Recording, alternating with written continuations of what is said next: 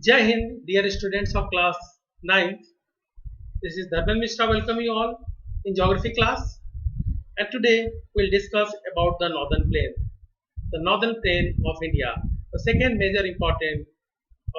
important major physiographic division of India, the northern plain. We know that if you observe, you can look after the map, you'll find that after the Himalaya, you can see here it is Himalaya is ending in south, and after that from the foothills of Himalaya.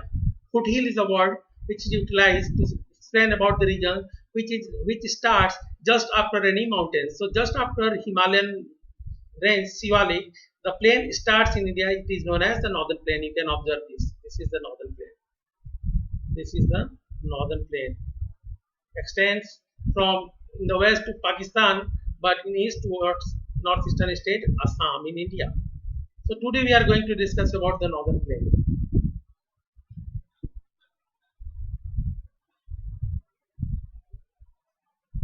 Now see, the northern plain has been formed by the interplay of the three major river systems. Three major river systems. Number one, the Indus river system. Number two, the Ganga river system. And number three, the Brahmaputra river system. Here given the Indus, the Ganga, and the Brahmaputra along with their tributaries. A river along with its tributaries form a system called river system. So these three major river systems, three main rivers are the Indus, Ganga and Brahmaputra along with their tributaries, have resulted in the deposition of sediments over a huge depression after the formation of Himalaya to the south of it, and it resulted in the formation of an extensive flatland called the northern plain, also known as Indo-Gangetic plains of India. Indo-Gangetic as made by maximum by Indus and Ganga Indo-Gangetic plain. You can see that the deposition of alluvium in a vast basin lying at the foothills of Himalaya over millions of years formed this fertile plain. Do you know? I have discussed in beginning of the lesson before the vacation. You can recall that due to the movement of Indian plate towards Eurasian plate, the Tethys Sea, which was fully accumulated with sediments, got crumbled. Due to that, the upfold or anticlines and downfold, the synclines have been created, and in this way, the entire Himalayan mountain system has come in existence, as well as the mountain system of West Asia. After the formation of Himalayas, the plateau region, the northern part, you can see that today the northern plain is located. Once it was the part of the northern part was the southern plateau known as peninsular plateau. So here the northern part of the peninsular plateau, and it was considered as a part of Indian plate, and here where is Himalaya today is located, here it was there are the shallow sea, and sea was termed as a geosyncline Tethys, Tethys, Tethys. So after the formation of Himalaya over this part, a great depression was formed. It was due to the subsidence of the northern flank of the peninsula. This is the peninsula and this is the northern part of peninsula, north, south, east, west. So the northern part of peninsula got subsided due to some incident, and because of this a huge depression created over this part, and this depression gradually got filled by the sediment deposited by the rivers like the Indus in west, Ganga in center, and Brahmaputra in the east. So these three major river systems, Indus river system, the Ganga river system, and the Brahmaputra river system, has deposited sediments over these huge depression, and slowly the depression has converted into a vast, extensive flatland known as the northern plain of India, also known as the Indo-Gangetic plain, made by Indus and Ganga.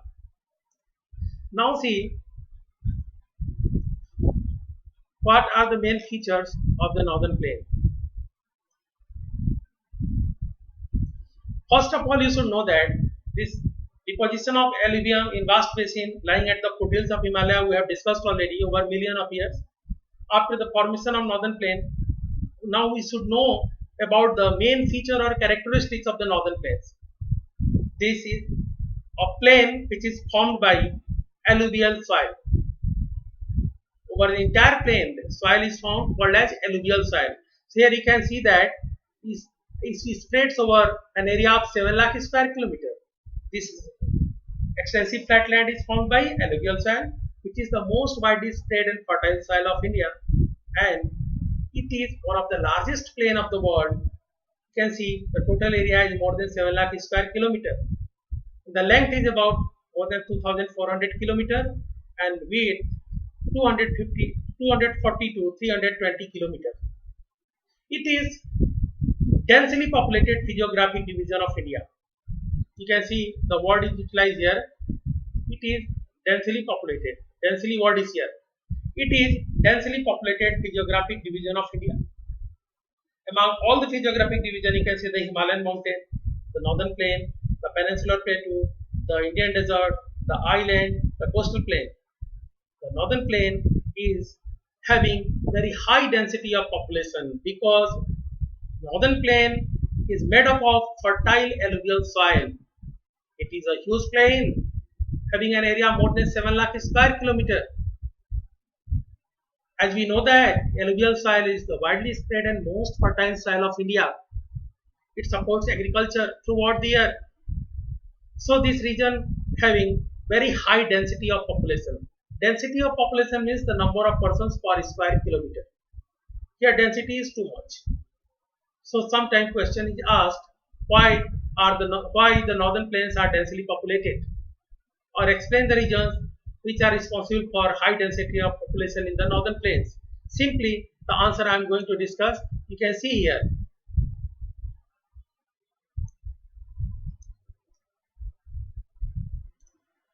Northern plain, first of all, northern plain is made up of fertile alluvial soil.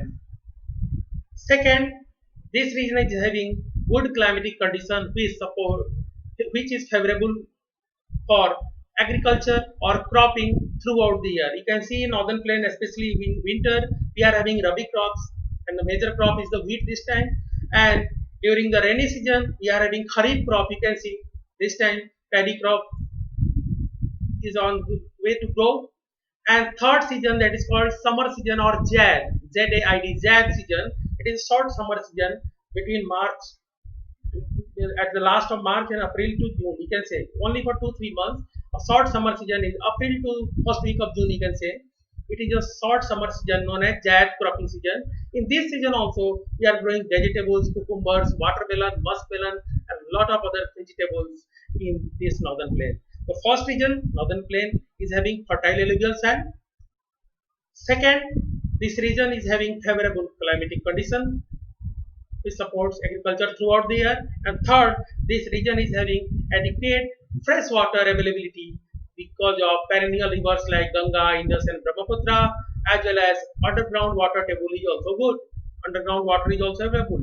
Because of this availability of underground water, tube well irrigation is very common in the northern plains. So it is agriculturally very productive part of India. And because of agriculture, which is better over in this region, density of population is high. And which three important regions are there which are responsible for better agriculture? First, I have discussed availability of alluvial soil. Second, favorable climate. Third, sufficient fresh water availability. Now see, one do you know is given here. Do you know? Now you can see here is the name given. I am just marking over here. Please see carefully. Majuli. Majuli in the Brahmaputra river is the largest inhabited riverine island in the world. First, you should know that what is a riverine island.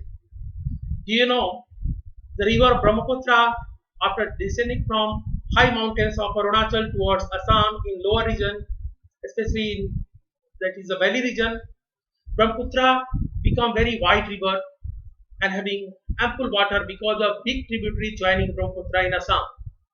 Here sometime in the way there is hard rock structure because or the slope or the plain slope gradient is low. Because of that, water is unable to erode the surface. So what happens? Here river bifurcate into two branches and again both the branches joins each other. So here thread-like movement of Brahmaputra is found commonly. So what happens in Majuli? In Jorhat district of Assam, Brahmaputra is bifurcated into two branches. Again, both the branches have joined each other. So in center, island is formed. It is known as a riverine island, as made by a river. It is the largest riverine island of the world, and it is inhabited. It means people are living permanently over there. They are doing agriculture. And the name of this island is Majuli. So I think now Majuli will remain in your mind forever. It is not for your class 9, even in UPSC examination, ND examination, it is asked which is the largest riverine island of the world. The name is Majuli. You can see the next given. The rivers in their lower course split into numerous channels due to deposition of silt. These channels are known as distributaries. Distributaries. We know that there are tributaries of rivers. The rivers which are small and join the main river, they are called as tributary of main river. A number of rivers join Ganga, for example, Yamuna, Ghagra, Gomti, Gandak, Kosi, etc. These rivers are named like the Yamuna, Ghagra, Kosi, etc. These are tributaries for river Ganga. As they contribute their water to increase the volume of water in the main river, that is known as Ganga. But where Ganga is going to merge with sea, the Bay of Bengal, due to lack of slope is very low and very huge sediment is carried by the rivers up to that region. Sedimentation starts at the bed of river. Because of that, river bifurcate into numerous channels. The river itself bifurcate into numerous channels, and these numerous channels formed by the division of main river are known as distributary. You can see this in map.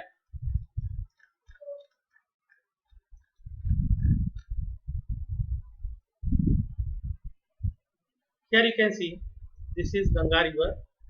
Are you observing?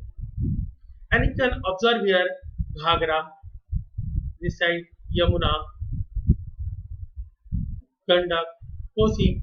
These are coming and joining the river known as Ganga. So Yamuna, Ghagra, Gandak, Kosi are the tributaries of Ganga. They increase the volume of water in river Ganga. They increase the volume of water of river Ganga. On the other hand, you can see the distributaries.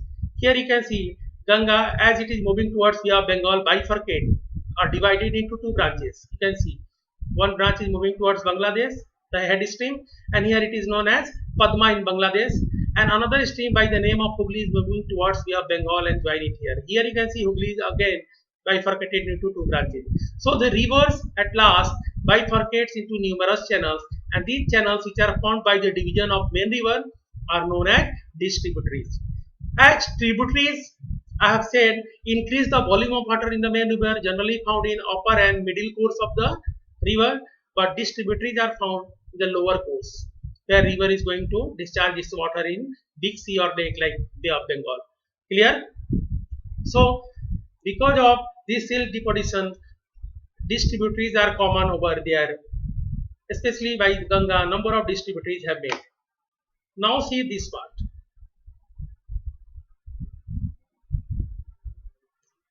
The northern plain is broadly divided into three sections. As I have said, three major river systems are responsible or they have contributed in the formation of northern plain, namely the Indus, the Ganga and the Brahmaputra river systems.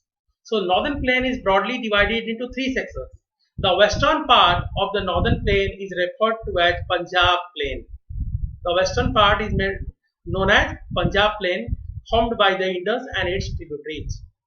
The largest part of this plain lies in Pakistan. Very fast, I have explained. Northern plain is extending from Pakistan in the west towards northeastern state Assam up to Brahmaputra Valley. So the most part of this Punjab plain lies in Pakistan.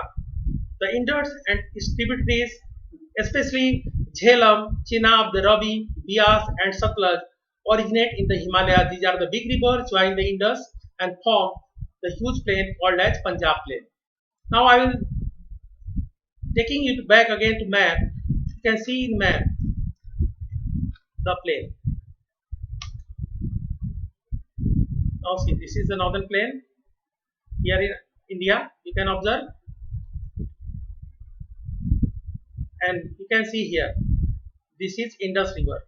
This is Indus River. You can see Indus originating in Kailash Mansarovar range from here, moving towards Ladakh, and then Gilgit, Ladakh, then Baltistan in Pakistan, and this is known as Dardistan, and then reaching towards this part, and this part is Pakistan. And here you can see Jhelum, Ravi, Satluj, and Bias. All these rivers are coming and joining Indus near Mithankot in Pakistan.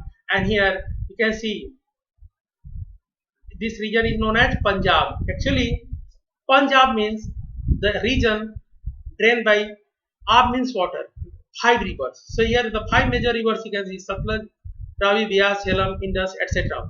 So this region is known as Punjab, and this is known as Punjab plain. Maximum part of this is there in Pakistan and some part is there in India.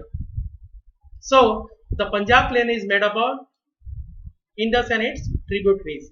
Its tributaries, now recall one by one. Here I have highlighted. Again I am highlighting. See, the tributaries are Jhelum, the Chenab. Chenab is the largest tributary of Indus. Ravi, Bias, Satluj.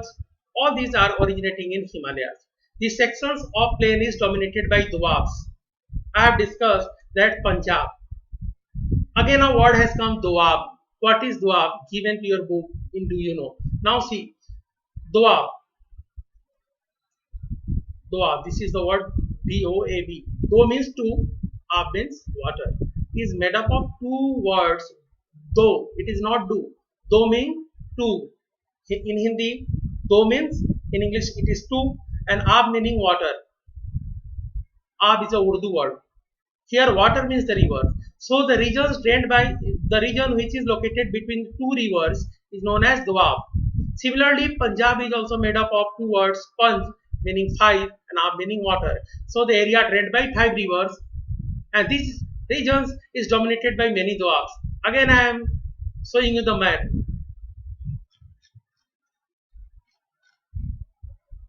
Now see, this is a region between Satluj and Ravi. It is called Doab. Between Satluj and Ravi, it is called Doab. Likewise, you can see the region between Ghagra and Ganga. It is known as Doab. Between Yamuna and Ganga, it is known as Doab. So the region located between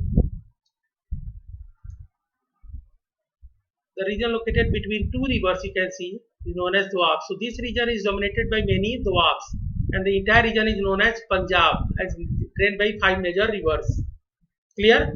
So I have discussed about the northern plain first part, or its first division, known as the Punjab plain. Clear? We have discussed about the Punjab plain.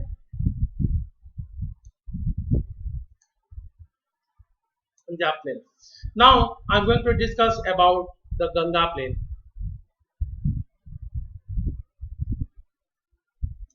Now see, the Ganga plain extends between Ghaggar, not Ghagra. Here a new river is described. Its name is Ghaggar, Ghaggar. It is located in Haryana, and Tista rivers. Tista is the main river of Sikkim, moving toward Darjeeling region, and finally join Brahmaputra with Torsa river. It is a fast flowing river. I am talking about Tista. So the Ganga plain extends between Ghaggar in Haryana to Tista in West Bengal. So it is a huge plain, and it is the most important river system of India. We all know that Ganga river system. So the plain is also very important. Has divided into 3 parts: Upper Ganga plain, Middle Ganga plain, Lower Ganga plain. Upper Ganga plain mostly lies in western UP and Haryana. Middle Ganga plain, eastern UP, Bihar, parts of Bengal, and Lower Ganga plain in Bengal. Especially, and some part is located in Bangladesh also. Earlier Bangladesh was the part of India. Only in 1947, after the division of country, partition of country, Pakistan come in existence. Erstwhile, the part today Bangladesh was known as East Pakistan. So the Ganga plain extends between Ghaggar and Tista rivers, and the main states are here: Bihar, partly Jharkhand. Do you know Ganga is moving from Uttarakhand to Uttar Pradesh to Bihar, then Jharkhand partly, and then West Bengal, and then drain into the Bay of Bengal. West Bengal. These are the main states in the way of Ganga plain. And the last, I'm talking about the Brahmaputra plain. The Brahmaputra plain, Assam. The Brahmaputra plain lies in Assam, and it is also known as Brahmaputra Valley or Assam Valley. Lies in, here it is given, West Bengal to the east.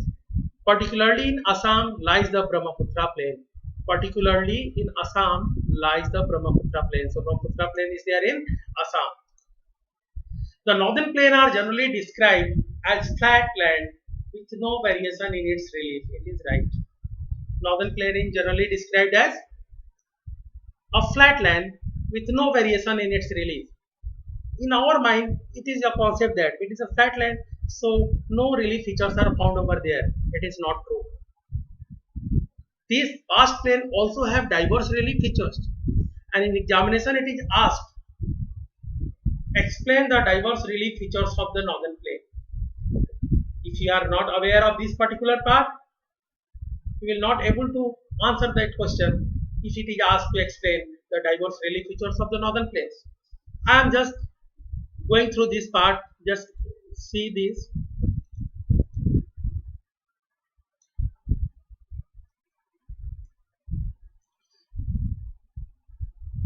Yes, the northern plain are generally described as flat land with no variation in its relief. It is not true. The vast plain also have diverse relief features. According to the variation in the relief features, the northern plains can be divided into 4 regions. These 4 regions are important to know. The northern plains can be divided into 4 regions according to relief. First, here you can observe. I'm going to explain. The rivers, after descending from the mountains, deposit pebbles in a narrow belt of about 8 to 16 km in width, lying parallel to the slope of the Shivaliks. So the rivers which are originating in Himalaya are, after descending from the Himalayan mountains, crossing the Shivalik, they deposit a narrow belt of pebbles. About width is 8 to 16 km. What do you mean by pebbles? The small pieces of boulders, patthar ka gol tukda, cobbles, pebbles, gravels.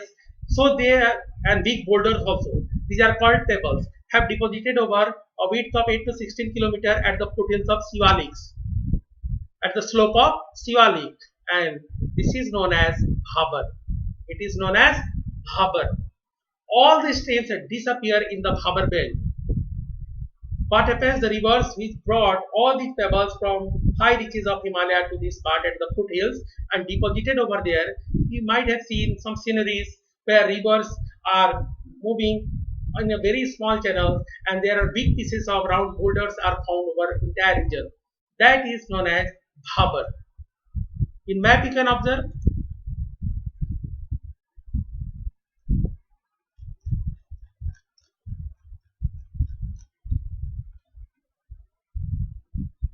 Here you can see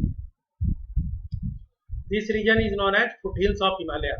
So here the width of Bhabar belt is about 8 to 16 km. The rivers, after descending from Himalaya से निकलने के बाद, Shivalik cross करने के बाद, deposit करती है narrow belt of pebbles और boulder. You can see round piece of stones, गोल गोल पत्थर का टुकड़ा डिपॉजिट करती है, and mostly river disappear in this region, और पत्थरों के अंदर अंदर ही बहती हैं. Disappear means they are not disappearing from the earth, it means they are flowing inside these boulders, and this narrow belt of pebbles 8 to 16 km in at the foothills of Shivalik. Here the foothill word is again come. The region starts just after the mountain known as foothill. Giri Pad. Mountain means pahad, giri, and hills. Foot means pad, पैर. जहाँ पहाड़ का पैर है, it means गिरी पद. So 8 to 16 km width, this region is made up of pebbles, and here rivers disappear known as Bhabar.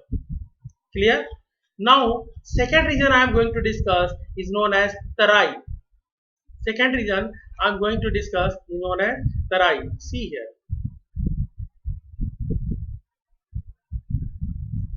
South of this belt, it means south, just below the Bhabar, south of this belt, the streams and rivers re-emerge and create a wet, swampy and marshy region. As the rivers are coming After descending from mountains, they are forming a narrow belt of pebbles known as Bhabar. After Bhabar, the rivers re-emerge and form a wet and swampy marshy region. एक दलदली जमीन बनाती हैं, वहाँ पानी का ground water level बहुत ऊपर रहता है. So here the rivers are making wet, swampy and marshy region known as Tarai. Here spelling is given Terai. You can write T-A-R-A-I also. It is a proper noun. You can utilize T-A-R-A-I because the South Indian writers they are writing Terai, but North Indian writers they are writing Tarai. So Tarai is found over there. Second region.